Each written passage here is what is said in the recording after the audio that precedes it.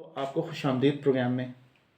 بہت بہت شکریہ آپ کا، میں آپ کو مشکور کہ آپ نے مجھے موقع دیا کچھ بولنے کے لیے تاکہ کچھ لوگوں کو فائدہ ہو، میرے جو بھی کچھ معلومات فراہم کر سکوں۔ ڈاکٹر صاحب، سب سے اہم چیز یہ ہے کہ آج کا دن ہے یقیناً 28 مئی، ہم یوم تکبیر بھی کہتے ہیں۔ ہمارے پاس بہت سارا، یقیناً پاکستان کو دفاعی لحاظ سے تو آج کے دن ہم کہتے ہیں کہ ناقابل تسخیر بنایا گیا، ہم ایٹمی قوت بن گئے، لیکن اندرونی طور پہ جو آپ لوگوں کی خدمات ہے ڈاکٹرز کی، اور جس طرح ہم جن محاذوں پہ لڑ رہے ہیں یا عوام کے لیے، پاکستان کے لیے جس طرح آپ لوگ محنت کر رہے ہیں، اس کے حوالے سے آج ہم بات کریں گے نوزائیدہ بچوں کے حوالے سے۔ کیونکہ ڈاکٹر صاحب کوئی تعارف بتائیں کہ آپ بیسکلی کیسے کیریئر آپ نے اسٹارٹ کیسے کیا، تھوڑا سا ہم سننے والے یقیناً جاننا چاہیں گے۔ مختصر تعارف کرا دیتا ہوں، ڈاکٹر اعجاز نام ہے میرا، میں بھی کام کر رہا ہوں ایز اے اسسٹنٹ پروفیسر نیوناٹولوجی۔ نیوناٹولوجی لفظ لوگوں کے لیے نیا ہوگا، جس طرح ہوتا ہے میڈیکل اسپیشلسٹ، چائلڈ اسپیشلسٹ یا سرجن ہوتے ہیں، تو اسی طرح نئی ٹرمنالوجی پاکستان میں نئی ہے، نئی پاکستان میں تو نہیں ہے، احترآباد میں نہیں ہے۔ تو ایسے جو نوزائیدہ بچے ہوتے ہیں جو 28 دن سے کم کے بچے ہیں، 28 دن سے کم، پیدائش سے لے کے 28 دن تک، تو ان کو جو ڈیل کرتے ہیں ان کو کہتے ہیں نیوناٹولوجسٹ۔ یہ پاکستان میں گنے چنے ہیں اور بعد میں پہلا میں تھا، ٹھیک ہے، جو کوالیفائڈ تھا۔ تو اب میرے ساتھ ایک اور کولیگ بھی ہیں، ہم دونوں کمپلیکس میں ہوتے ہیں، ڈاکٹر رضا۔ تو میں وہاں as a assistant professor complex U P teaching hospital کام کر رہا ہوں، نرسری کا انچارج ہوں وہاں پہ، تو وہاں پہ ان چھوٹے بچوں کو ہم لوگ ڈیل کرتے ہیں۔ اچھا، تو یہ تو یقیناً نرسری، یوں کہیں کہ بچے جب دنیا میں آتے ہیں تو ان کی پہلی نگہداشت ہی نرسری ہوتی ہے۔ اچھا، ہم جاننا چاہیں گے کہ بچے تو یقیناً دنیا میں آتے ہیں، اس سے پہلے اگر ہم بات کریں کہ وہاں سے سلسلہ شروع کریں، پریگننسی سے جو سلسلہ شروع ہوتا ہے، پاکستان میں کیا صورتحال ہے؟ آپ مطمئن ہیں یا آپ سمجھتے ہیں کہ ہم کہاں کھڑے ہوئے ہیں بچوں کی پیدائش کے حوالے سے؟ اصل میں پاکستان میں حالات اتنے اچھے نہیں ہیں، یہ نوزائیدہ بچوں کے حوالے سے یا پریگننٹ خواتین کے حوالے سے جو نگہداشت ہونی چاہیے وہ نہیں ہوتی۔ ایسا ہوتا ہے کہ ہماری جو 60% ڈلیوریز ہیں وہ دیہاتوں میں گھروں میں ہی ہوتی ہیں، حالانکہ ایسا نہیں ہونا چاہیے، وائس ورثہ ہونا چاہیے، موسٹلی ڈلیوریز آپ کے ہاسپٹل میں ہونی چاہیے۔ اس سے یہ ہوتا ہے، گورنمنٹ ڈلیوری سے یہ ہوتا ہے کہ آپ کی جو کوئی ڈلیوری کر رہا ہوتا ہے وہ اتنی ٹرینڈ نہیں ہوتی ہیں، اکثر دائیاں، آپ نے سنا بھی ہوگا، دیکھا بھی ہوگا، دائیاں ڈلیوری کر رہی ہوتی ہیں، تو اس کی وجہ سے کافی پیچیدگیاں پیدا ہوتی ہیں۔ تو جو پیچیدگیاں ہوتی ہیں وہ پیدائش سے پھر آخر تک بچے کے ساتھ کیا ہوتا ہے کہ اس کے نقصان ہوتا ہے، یا تو بچے فوت ہو جاتے ہیں یا وہ ذہنی معذور ہو جاتے ہیں۔ تو اس لیے دوسرا یہ ہے کہ نہ کوئی ان کی کوئی اینٹی نیٹل کیئر وہ ہوتی ہے جو پیدائش سے پہلے کیئر ہوتی ہے خواتین کی۔ تو اس میں یہ کہ جو آپ کی پیریفریز ہیں، جو آپ کے بی ایچ اوز لیول کے ہاسپٹلز ہیں، جو اور سینٹرز ہیں، تو وہاں پہ ان کی اتنی اچھی اس طرح کی ریفرل سسٹم نہیں ہے جس سے یہ ہو کہ جو اچھا ریفرل سسٹم ہو تو جس سے آؤٹ کم آپ کا اچھا نکلے۔ تو اس لیے میرے خیال میں جو آپ کی جو پیریفریز ہیں ان کو اسٹرانگ ہونا چاہیے۔ جب وہ اسٹرانگ ہوگی، ریفرل سسٹم اچھا ہوگا، جو وہاں لیڈیز ہیلتھ ورکرز ہیں وہ اچھا کام کریں گے، تو یہ اس سے یہ ہوگا کہ ماں کے لیے بھی فائدہ ہے اور اس کے ہونے والے بچے کے لیے بھی فائدہ ہوگا۔ دوسری بات یہ ہے کہ ہمارے یہاں ماؤں کی غذا کا بڑا ایشو ہے، ان کو وہ غذا نہیں دی جاتی جو ایک حاملہ عورت کو دی جاتی ہے، جس کی وجہ سے کیا ہوتا ہے کہ اگر ماں صحت مند نہیں ہے تو اس کی کیا ہوگا کہ آؤٹ کم کیا ہوگا، اس کا جو بچہ پیدا ہوگا وہ بھی صحت مند نہیں ہوگا۔ ہمارے یہاں موسٹلی خواتین جو ہوتی ہیں وہ میل نرشڈ ہوتی ہے، مطلب کہ ان کو اس وجہ سے خوراک کی کمی ہوتی ہے، اس وجہ سے کیا ہوگا، ان میں خون کی کمی ہوگی، خون کی کمی کی وجہ سے کیا ہوگا، یا تو بچے وقت سے پہلے پیدا ہو جائیں گے، یا جو پیدا ہوں گے تو وہ بھی کیا ہوں گے، کمزور پیدا ہوں گے۔ تو اس لیے ماں کی غذا کا بڑا خیال رکھنا بڑا ضروری ہے بچے کی پیدائش سے پہلے، اس کے ذہنی سکون بڑا ضروری ہے، اور اس کے علاوہ اس کے جو چیک اپس ہیں وہ ریگولر ہونے چاہیے، چاہے وہ گاؤں دیہاتوں میں اگر ہے، دور دراز ہے، اگر نہیں آ سکتے تو ایٹ لیسٹ جو وہاں لیڈی ہیلتھ ورکرز ہیں جن کو ٹرین کیا گیا ہے، ان کا کام ہے کہ وہ اس کو اچھی طرح سے چیک کریں، کوئی پیچیدگی نظر آئے تو اس کو فوراً اس کو شہر میں یا ہاسپٹلز میں، گورنمنٹ ہو پرائیویٹ ہو یا کسی اسپیشلسٹ ڈاکٹر کے پاس ان کو ریفر کرنا چاہیے تاکہ مختلف پیچیدگیوں سے بچا جا سکے۔ اچھا، آپ کیا سمجھتے ہیں کہ جو ڈی ایچ او آفیسز ہیں ہر ضلع کے اندر، کیا ان کو نہیں چاہیے کہ جو یہ دائیاں ہیں یا جو انہوں نے اپنی رکھی ہوئے ہیں اسٹاف، ان کی جدید ان کی اپ گریڈیشن کریں، ان کو ٹریننگز دیں، ان کو یہ تو سکھایا جائے کہ کون سا کیس ڈلیوری کا نارمل ہے اور کون سا کیس ہاسپٹل پہ آپریشن پہ جائے گا؟ نہیں، ان کی تو مختلف ٹریننگز ہوتی رہتی ہیں، اب پہلے بھی ہوئی ہیں، ابھی بھی ہوتی رہتی ہیں، ان کو سکھایا جاتا ہے، ان کو اکوپمنٹس دی جاتی ہیں، لیکن مسئلہ خالی ان کا ہی نہیں ہے، مسئلہ آپ کے جو خاتون ہیں اس کے گھر والوں کا بھی ایشوز ہوتے ہیں، کچھ جان بوجھ کے لے کے نہیں جاتے ہیں، کچھ اس کو وہیں رکھے رکھتے ہیں، کچھ کا افورڈیبلٹی کا ایشو ہوتا ہے، کس کا اپنے ایشوز ہیں، تو اس وجہ سے بھی کافی جو خواتین ہیں وہ سفر کرتی ہیں۔ اچھا کہ یہ جو ایک کانسیپٹ ابھی پرانا بھی ہو گیا لیکن ابھی بھی کئی جگہوں میں ہم دیکھتے ہیں کہ جی ہم نے تو پردہ رکھنا ہے، ہم خاتون کو کیوں اسپتال لے کے جائیں، وہ ڈلیوری گھر پہ ہی کرا لیں گے، چاہے وہ عورت مر جائے، دنیا سے چلی جائے، کچھ بھی ہو جائے۔ اس کو آپ کیسے دیکھتے ہیں کہ اب یہ چیزیں ختم ہونی چاہیے، تو ٹیبوز ہیں؟ نہیں، یہ تو زیادتی ہے میرے خیال میں عورت کے ساتھ، جو بچہ پیدا کر رہے جو حاملہ عورت ہے، کیونکہ آپ ایسی زیادتی کر رہے ہیں اگر وہ بچہ گھر میں پیدا کرتی ہے کسی دائی یا انٹرینڈ دائی کے حوالے سے اس کے ساتھ پیدا کرے گی تو کیا ہوگا؟ ایک تو اس کو اپنا نقصان ہوگا جو خواتین پیدا کر رہی ہے، ٹھیک ہے، اور دوسرا یہ کہ بچہ کو نقصان ہوگا۔ تو یہ تو ایک ایسی بات ہے کہ اس کو تو خود ان کو پتہ ہے کہ جو چیزیں یہ اسلام میں بھی ٹھیک نہیں اور ویسے بھی ٹھیک نہیں ہیں۔ اور اس کے ساتھ آپ جتنی وہ کریں گے علاج معالجہ اس کا اچھا کریں گے تو اس کا کیا ہوگا، اس کا آؤٹ کم بھی اچھا ہوگا، اور اس کا کیا ہوگا، اپنی صحت بھی بہتر رہے گی اور بچے کی صحت بھی بہتر رہے گی۔ اچھا ہمارے یہاں تو کانسیپٹ بھی ہے نا کہ ہم ساری عمر جب بچہ بڑا ہو رہا ہوتا ہے، بچیوں پہ ہم توجہ نہیں دیتے، مطلب ان کی صحت بھی ہے نا۔ آپ دیکھیں ماؤں کے جو کلچر ہے، چاہے وہ پڑھی لکھی ہوں یا بیک گراؤنڈ ہو، کہ وہ گھر میں بھی اگر اس نے بوٹی رکھی ہے تو وہ بیٹے کو دے دے گی، بیٹی کو دے نہ دے، وہ مطلب اس کو یہ ہے کہ یہ بیٹا ہے تو میں نے اس کی کیئر کرنی ہے۔ تو یہ تو پھر اس کا مطلب بچپن سے ہی عورت کو دیکھنا چاہیے نا کہ وہ جو لڑکیاں ہیں ان کی صحت کا خیال رکھنا۔ بالکل آپ صحیح کہہ رہے ہیں۔ ایسے یہ میں آپ کو بتاتا ہوں، اسرائیل کی مثال دیتا ہوں، کچھ پیپرز میں آیا ہو کہ وہ جو لوگ جو ہے نا، جب بھی خاتون پریگننسی اس کی سٹارٹ ہوتی ہے تو ان کے وہاں پہ گھر میں جو بھی کوئی ایشوز ہیں، جس طرح ہمارے ایشوز ہوتے ہیں، لڑائی جھگڑے ہوتے ہیں، تو وہاں اس بالکل ختم ہو جاتے ہیں تب تک جب تک وہ بچوں کو اپنی فیڈ کراتی ہے، تاکہ اسے کیا ہو، بچہ سفر نہ کرے۔ تو یہ تو مہذب معاشرے میں تو ایسے ہی ہے، وہ عورت کو نہ ڈپریشن دیتے ہیں نہ اسے اس طرح کرتے ہیں، لیکن ہمارے یہاں تھوڑے سے حالات تھوڑے ڈفرینٹ ہیں۔ عورت کو ہمارے یہاں ویسے بھی تھوڑا سا اس طرح سمجھا جاتا ہے کہ یہ وہ ہے، گھر میں بھی ایسے ہی ہو، اگر خوراک ہوگی تو وہ، یہ تو بچے کی بات علیحدہ ہے، اگر خوراک ہوگی تو جو آخر بھی چیز بچتی ہے وہ خاتون کو دی جاتی ہے۔ اچھا بعض اوقات تو خواتین نے خود بھی ایک مزاج بنایا ہوتا ہے کہ جو اینڈ میں بچے گا وہ تب کھائیں گی، بچے کو بھی بیٹے کو کھلا دیا، بیٹی کو کھلا دیا، شوہر کو بھی پوچھ لیا، مطلب وہ اپنی باری آتی ہے تو میں کئی دفعہ دیکھتا ہوں کہ وہ باسی روٹی بھی کھا لیں گی، وہ اپنے آپ کو یعنی کہ خود بھی وہ فار گرانٹیڈ لے رہی ہوتی ویسے ہیں۔ ہی ہے، لیکن وہ خود بھی لیتی ہے، لیکن دوسرے جو اس کے ہوتے ہیں گھر والے وہ بھی بیچاری کو ایسے ہی اچھا ہمارے مار پاس دیتے وہ ہیں۔ اسٹرکچر بیسکلی نہیں ہے، تو ہم نرسریوں تک یا پیدائش کے بعد تک کے مرحلے پہ تو تب بات کریں جب ہم نے اسٹرکچر سوسائٹی میں ہمیں بہتر اسٹرکچر کی ضرورت ہے۔ جی بالکل ایسے ہی ہے۔ اسٹرکچر تب ہوگا جب آپ کو تعلیم ہوگی اور آپ کو مختلف جگہوں پہ جا کے لوگ آپ کو کیا کریں گے، کاؤنسلنگ ہوگی، ٹھیک ہے، کہ کیا اچھا ہے کیا برا ہے، کس خاتون کو ریفر کرنا ہے، کس کو اسپتال میں جانا ہے، کس کو آپ نے وہیں ڈلیور کر سکتے ہیں۔ جب تک یہ چیزیں نہیں ہوں گی تو اس کا آؤٹ کم بھی اتنا اچھا نظر نہیں آتا۔ ایک نغمے کی جانب بھی پڑھتے ہیں اور یقیناً ڈاکٹر اعجاز ہمارے ساتھ ہیں، نوزائیدہ بچوں کے حوالے سے ہم ان سے گفتگو بھی کر رہے ہیں۔ آپ کوئی سوال کرنا چاہیں کر سکتے ہیں، براہ راست آپ کے ساتھ ہے جو آپ پوچھنا چاہیں، آج کا دن ہے۔ یقیناً ویسے آپ جائیں گے ان کے پاس کمپلیکس میں بڑی لائنیں بھی ہوں گی، بالکل ایسا یہاں ہی ہے۔ یہاں آپ براہ راست سوال کر سکتے ہیں۔ میں سمجھتا ہوں آپ کے پاس بھی کوئی سوال ہوں آپ کیجیے، جی اور ضرور ابھی ہم ضرور۔ نغمے کی جانب بڑھتے ہیں، نغمے سے واپس آتے ہیں، اس کے بعد ہم پھر آگے بڑھیں گے۔ آگے تو میں بھی ایک سوال پوچھنا چاہ رہی تھی ڈاکٹر صاحب سے۔ ڈاکٹر صاحب میں نے یہ دیکھا ہے آج کل میں، ٹھیک ہے، میں سب آپ کہہ سکتے ہیں کہ آپ بیتی بھی ہے اور میں اس لیے پوچھنا بھی چاہ رہی ہوں آپ سے کہ آج کل جب بچے پیدا ہوتے ہیں اس کے بعد فوری طور پہ ان کو نرسری منتقل کر دی جاتی ہے، ان میں انفیکشنز آ جاتے ہیں اور اس کی وجہ سے بچے پھر 7-8 دن 9 دن نرسری میں رہتے ہیں پھر واپس آتے ہیں، جبکہ یہ پہلے اتنا زیادہ نہیں تھا، اب زیادہ ہونا شروع ہو گیا ہے۔ تو اس کی کیا وجوہات ہیں، کیا عوامل ہیں اس میں؟ بہت شکریہ آپ کے سوال کا۔ مسئلہ یہ پہلے بھی یہ ہوتا ہوگا، لیکن پہلے اتنی لوگوں میں اویئرنیس نہیں ہوتی تھی نا، اتنا لوگوں کا ہاسپٹل کے ساتھ رجحان نہیں تھا اور یہ ساری چیزیں تھیں۔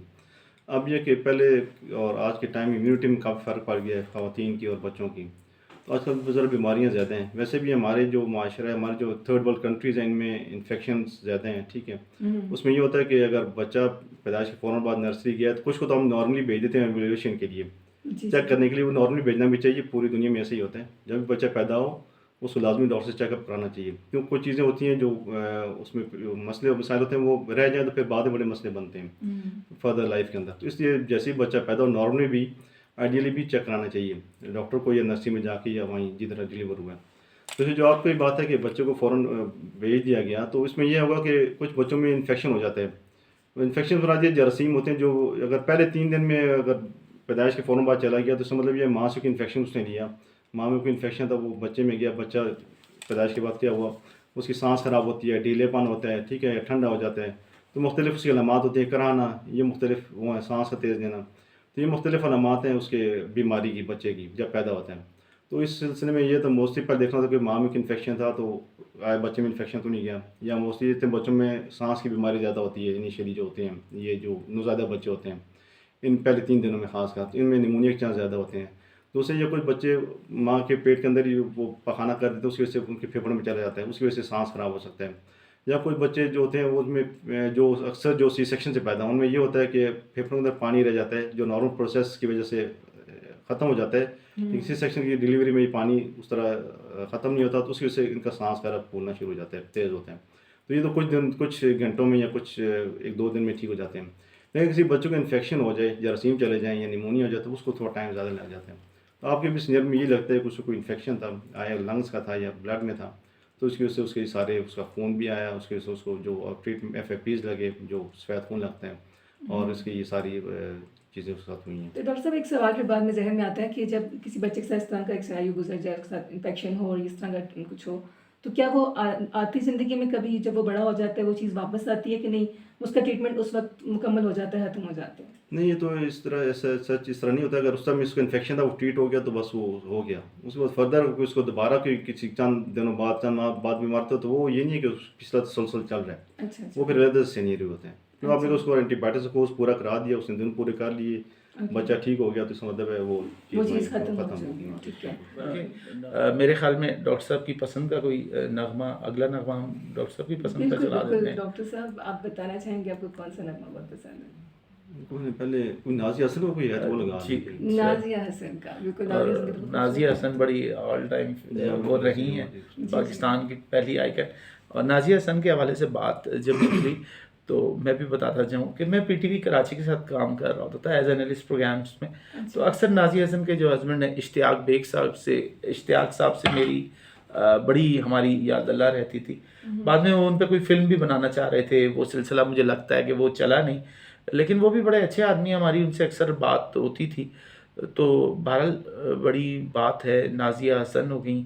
اچھا اتفاق ہے کہ میں کئی اداکاروں کے ہسبینڈوں سے ہی ملا ہوں یا ان کے ساتھ میرا واسطہ رہا ہے. ماہرہ خان کے جو شوہر تھے علی عسکری، میرے وہ باس ہوا کرتے تھے ایڈورٹائزنگ میں تھا کراچی میں، تو وہ میرے ساتھ تھے، ان کے ساتھ ہم دیکھ رہے ہوتے تھے کیسے وہ ان کا رشتہ بہرحال میرے اینڈ میں ختم بھی ہوا، اور وہ علی عسکری نے دوسری شادی بھی کر لی.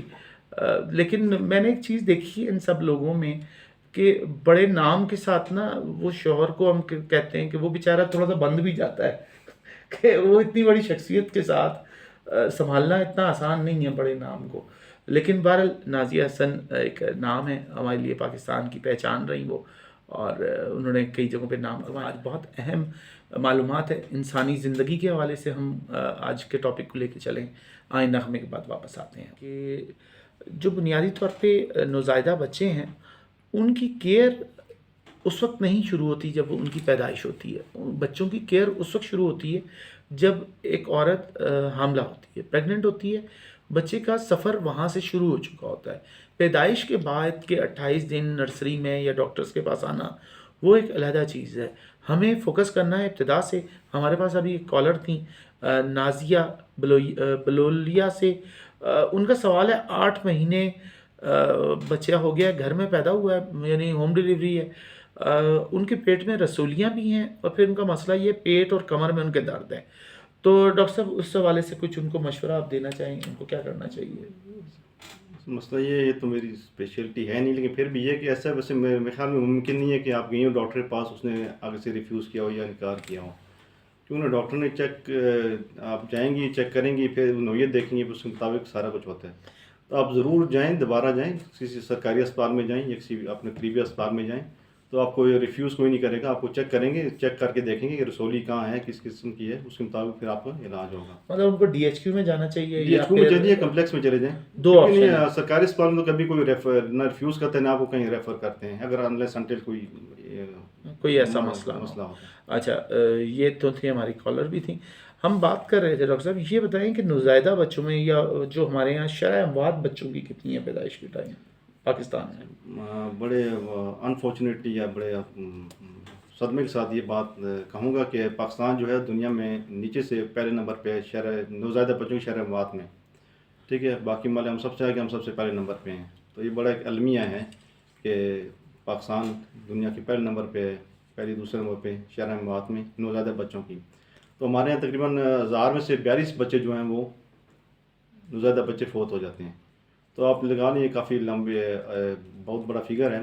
میں مثال دیتا ہوں، ہمارا 1966 تک یہ سنگاپور پاکستان کی شرح اموات آلموسٹ ایک جیسی تھی، تقریباً 40s میں تھی، اور اب ان کی ہے 1.6 پر 1000 لائف برس، جو 1000 میں سے 1.6 بچے فوت ہوتے ہیں وہاں پہ، اور پاکستان ابھی بھی اس کے اوپر ہے، 42 بچے فوت ہو جاتے ہیں 1000 میں سے.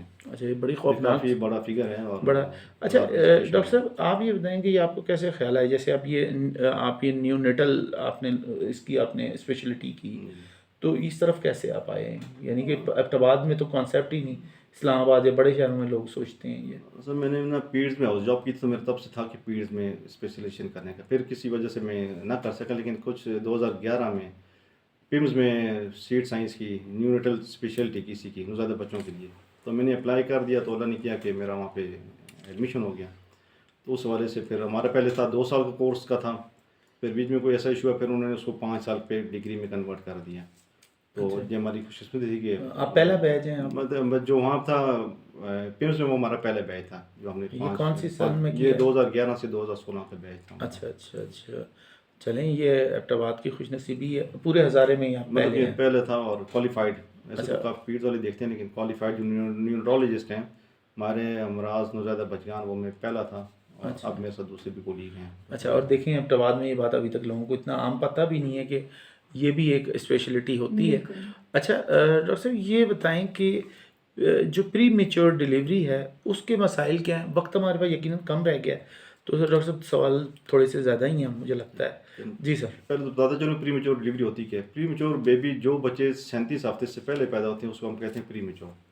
تو اس کی وجوہات تو پہلے میں کچھ آپ کو عرض کر دی ہیں کہ خواتین جو حاملہ ہیں ان کی کیا کیا جو بھی ایشوز ہیں، جو بھی ان کی بیماریاں ہیں، وہ باعث بنتی ہیں کس کا، یہ پری میچور ڈلیوری کا. ان کی خوراک ٹھیک نہیں ہے، ان میں خون کی کمی ہے، اگر بچے زیادہ ہیں، یا بچوں کے اس میں پیدائش میں وقفہ کم ہے، یا مختلف کوئی آج کل اسموکنگ اور چیزیں بھی زیادہ ہو گئی ہیں خواتین میں، تو یہ ساری چیزیں باعث بنتی ہیں پری میچور ڈلیوری کی. یا پچھلے بچے پری میچور اگلے میں بھی چانس زیادہ ہو جاتے ہیں پری میچور کے. جی جی. یا بچے کے اپنے کوئی مسئلے مسائل ہے، اس میں کوئی جینیاتی بیماریاں ہیں یا کوئی اور کوئی انفیکشن ہے، تو اس سے بھی کیا ہوگا، بچے جو ہے وقت سے پہلے بہت. اچھا، یہ واٹر بیگ پھٹنے کی کیا وجہ ہوتی ہے؟ کبھی بھی ہو سکتا ہے یہ تو کبھی بھی ہو سکتا ہے، یہ کاز ہے پری میچور ڈلیوری کی. ٹھیک ہے. اور اگر وقت سے پہلے پیدا ہو جائے، اگر 18 گھنٹے سے پہلے واٹر بیگ پھٹ جاتا ہے، تو اس میں یہ ہوتا ہے کہ اس کا نقصان یہ ہوتا ہے کہ اگر بچہ ٹائم پہ پیدا ہو تو اس میں انفیکشن چانس زیادہ ہو جاتے ہیں. اور ادروائز اگر وقت سے پہلے پیدا ہو تو اس میں ڈلیوری پری میچور ڈلیوری کی چانس زیادہ ہو جاتے ہیں اگر واٹر بیگ. اچھا، 8ویں مہینے کا بچہ کہتے ہیں اگر وہ پری میچور ہو جائے تو اس کا بچنے کا کم چانسز ہوتے ہیں، یہ صحیح بات ہے؟ نہیں، یہ مسکنسیپٹ ایسا نہیں ہے. ہمارا تھوڑا سا یہ ہے کہ پری میچور جو ہے شرح اموات زیادہ ہے. جتنی بھی تھرڈ ورلڈ کنٹریز ہیں گلوبلی، ان کا جو شرح اموات پری میچور کا 35% بچے جو ہیں فوت ہو جاتے ہیں جو پری ٹرم ہوتے ہیں. لیکن یہ کہ 8 ماہ کا پیدا ہو تو وہ نہیں، ایسا نہیں ہے، کوئی بھی کسی میں بھی فوت ہو. اچھا، بچے کے اعضاء یا دماغ پورا کمپلیٹ کب بن جاتا ہے؟ 7ویں مہینے میں، جو 7ویں یا 6ٹھے میں تو نہیں ہوتا؟ یہ تو اعضاء تو پہلے سے ہی بنے ہوتے ہیں، لیکن یہ کہ ان کو میچور نہیں ہوئے ہوتے. جس طرح لنگز ہیں، اس سے جو پری میچور میں اکثر بیماری جو ہوتی ہے وہ لنگز کی ہوتی ہے، اس کو RDS بولتے ہیں، ریسپیریٹری ڈسٹریس سنڈروم. اس میں یہ تو ایک چیز ہوتی ہے جو پھیپھڑوں کھول کے رکھتی ہے، وہ ان بچوں بنی نہیں ہوتی. وہ 34 ہفتے بعد جائے کمپلیٹ ہوتی ہے. اس سے پہلے جو بچے پیدا ہوتے ہیں موسٹلی اسی بیماری سے. 34واں ہفتہ 7 مہینے ہو جاتے ہیں؟ یہ نہیں، 8 مہینے. اور 8 مہینے. اچھا، اس سے پہلے جو پری میچور 7ویں میں ہوگی تو ان کے لنگس کے مسئلے مطلب کہ جو بھی پہلے پیدا ہوگا، وقت سے پہلے پیدا ہوگا، تو اس میں لنگس سے ایشو زیادہ ہوتے ہیں اور اس میں بچنے کا چانس کم ہوتا ہے. اب وہ تو ڈیپینڈ کرتے ہیں آپ کس جگہ پہ ڈلیوری ہوئی ہے اور کون سیٹ اپ ہے. ہمارے یہاں جو پاکستان ہے، یا خاص کر جو ایسی ہاسپٹل جہاں زیادہ فیسلٹیز نہیں ہیں، وینٹیلیٹرز نہیں ہیں، جو بچوں کو مصنوعی دوائی دیتے ہیں، وہ کافی مہنگی آتی ہے، جو ان کو لنگس کو کھول کے رکھتی ہے، تو اس کے نہ ہونے کی وجہ سے شرح اموات زیادہ ہوتی ہے. اچھا، وہ آپ نے بتایا تھا. لیکن اب آپ کو کیا لگتا ہے جو کمپلیکس کی نرسری یہاں ہزارے میں سب سے بہتر ہے، اس میں مزید بہتری کی کیا چیز ہے جو ہم ریکمینڈ کریں، جو انتظامیہ ہے یا حکومت ہے جو بھی ہے کہ یہ چیزیں بھی ہونی چاہیے یہاں پہ؟ پہلے تو یہ تھا کہ خالی یہ सिंपल नर्सरी थी। अभी इंशाल्लाह ये है कि हमने वहाँ NSU बन रहे हैं, जिसमें ये कोई यूनिट इंटेंसिव केयर यूनिट, जहाँ पे वेंटिलेटर्स होंगे, जो CPAP जो मशीनें होती हैं मसनूई सांस वाली वो लगेंगी, बल्कि लग रही हैं। बस थोड़े से अरसे में इंशाल्लाह आपको कंप्लीट हो जाएगा। क्योंकि मेरे भी बच्चे की तरह जब मैंने आपसे बिल्कुल रब्ता ऐसे ही किया है। था तो शायद उस वक्त नहीं ऐसे ही है, थी। लेकिन अभी सारी चीज़ें इंशाल्लाह पहुँच रही हैं। कुछ वेंटिलेटर के चार्जेस भी बहुत ज़्यादा होते हैं अगर वो चला जाए। अच्छा, वेंटिलेटर पे अभी रखा जाए 7वीं का या कुछ, तो वो उसके फेफड़े बन जाते हैं बाहर बच्चे के आने के? नहीं, फेफड़े तो ऑलरेडी बोलते हैं, लेकिन जो चीज़ हाँ, होती वो है जो फेफड़े, चीज़ वो चीज़ वो डेवलप हो आपने देनी होती है आर्टिफिशियल, वो सरफेक्टेंट बोलते हैं, वो अपने बाहर से उसको देना होता है ट्यूब के जरिए। वो हो जाता है फिर कवर? फिर कवर हो जाते हैं। अच्छे आप में जो है ना, ये आपके बाहर के ममालिक या अच्छे सेंटर्स, उनमें ना जितना कम बच्चा, वो तो 23-24 हफ्ते बच्चों को भी बचा देते हैं। अच्छा, इससे यहाँ पे हमारे यहाँ जो है ना हमें इस बहुत पे काम कम- करने की काम- ज़रूरत। काम की ज़रूरत अच्छा डॉक्टर साहब, एक और चीज़ है, ये हस्बे का क्या सिलसिला है पैदाइश के वक्त, और एक यरकान, ये 2 चीज़ें बताइएगा 2 मिनट अच्छा, में। हस्बा तो एक ऐसा कोई बीमारी है कि लोगों में एक गलत फहमी कोई फैली हुई है कि बच्चा, वो कुछ नीले स्पॉट्स होते हैं पैदाइशी होते हैं, वो नॉर्मल, बेसिकली वो नॉर्मल होते हैं, जो 2 साल तक खुद ही ठीक हो जाते हैं। उसको लोग ये हस्बा बोलते हैं, जिसका ये है कि लोग टेक्सला जाते हैं मेरे ख्याल में, हाँ, वो टीके वहाँ जाकर लगा, पैसे लगाते हैं, वो टीके कौन लगाते सा हैं। टीका दे देते हैं जो ऐसा हस्बा कोई बीमारी अभी तक हमें भी नहीं पता, लेकिन ये सुना है कि वो डेकाड्रॉन या कोई विटामिन K वगैरह पिलाते हैं, जो हमें नॉर्मली बच्चे की पैदाइश पे पिलाना चाहिए, क्योंकि ना माँ के उसमें कम होते हैं, जिसकी वजह से ब्लीडिंग के चांस ज़्यादा होते हैं। अच्छा तो वो नॉर्मली हम भी पिला देते हैं उसको विटामिन K का। अच्छा ये एक मिसकंसेप्ट है जो लोगों में फैला हुआ है, अच्छा, जिसको ये गलत है। अच्छा, यरकान का भी बताएं कि ये लोग यरकान पे पैदाइशी जो होता है। अच्छा, यरकान का ये है कि एक तो नॉर्मली यरकान होता है, 80% बच्चों में नॉर्मली यरकान हो जाता है, ठीक है। ठीक है। लेकिन ये है कि कुछ बच्चों में यरकान बढ़ जाता है, बढ़ भी सकता है, और जिसका अगर बढ़ जाए तो उसका नुकसान ये है कि दिमाग में असर पहुँचता है, दिमाग में चला जाता है, उसकी वजह से क्या होता है, बच्चे बाद में माजूर हो सकते हैं। तो लोग ऐसा करते हैं कि बजाय उसका हॉस्पिटल लाने के, उसको जाके दम वगैरह डलवाते हैं। जब बच्चा ख़राब होता है तो उसको फिर अस्पताल लेके आते हैं, तो जो लेट हो चुके होते हैं। अच्छा, इस वजह से भी शरह मौत फिर ज़्यादा हो अच्छा, जाती है। शुरू में ही होना चाहिए। जी, जी। ये था आज का प्रोग्राम। असल में कोई पैगाम आप एक देते हैं? पैगाम ये है कि जो बात जहाँ मुशाहिदे में ये है कि हमारे यहाँ बच्चों को माएँ दूध अपना नहीं पिलाती हैं, जो एक बहुत बड़ा अलमिया है। इवन बाहर के मालिक में माएँ अपना दूध पिलाती हैं। माँ के दूध के बहुत सारे फ़ायदे हैं, अगर आपको पता हो तो आप हमेशा अपना दूध ही पिलाएंगी। ये एक मिसकंसेप्ट है कि दूध नहीं आता, नहीं होता। वो ये है कि अल्लाह जब औलाद देता है साथ दूध भी देता है। वो कहते हैं कि जानवर का दूध जानवर के बच्चे के लिए, और माँ का दूध, इंसान का दूध इंसान के बच्चे के लिए होता है।